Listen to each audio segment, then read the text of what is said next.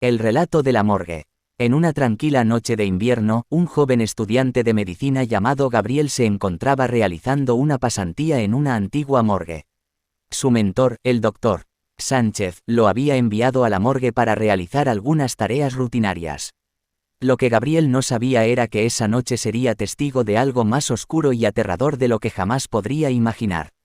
Este es el relato escalofriante de El relato de la morgue.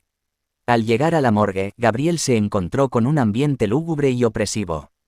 Las luces tenues y el olor a formaldehído llenaban el aire, creando una atmósfera inquietante. El silencio era interrumpido solo por el zumbido de las lámparas fluorescentes y el eco de los pasos de Gabriel mientras se adentraba en las frías salas de autopsia. Mientras realizaba su trabajo, Gabriel comenzó a escuchar susurros y murmullos provenientes de la sala de autopsias contigua. Su curiosidad se apoderó de él y decidió investigar el origen de esos sonidos perturbadores. Al abrir la puerta de la sala de autopsias, fue recibido por una visión que lo dejó sin aliento. Los cuerpos en las mesas de acero estaban en movimiento, sus ojos sin vida parecían seguir a Gabriel mientras se acercaba lentamente. Susurros ininteligibles llenaban la habitación, haciéndose más fuertes y opresivos con cada paso que daba.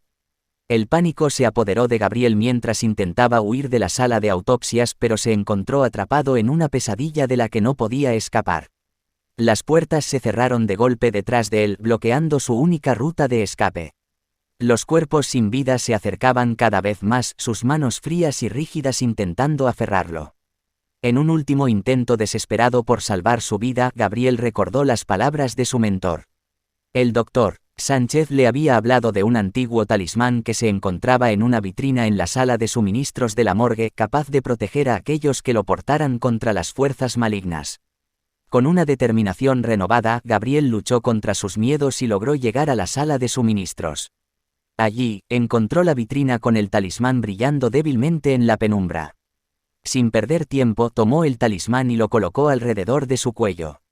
Al instante, una luz intensa y cegadora llenó la sala de suministros, dispersando las sombras y liberando a Gabriel de la pesadilla en la que se encontraba atrapado. Los cuerpos sin vida volvieron a su inmovilidad original y los susurros cesaron abruptamente. Tembloroso y agotado, Gabriel salió de la morgue, llevando consigo el recuerdo aterrador de esa noche.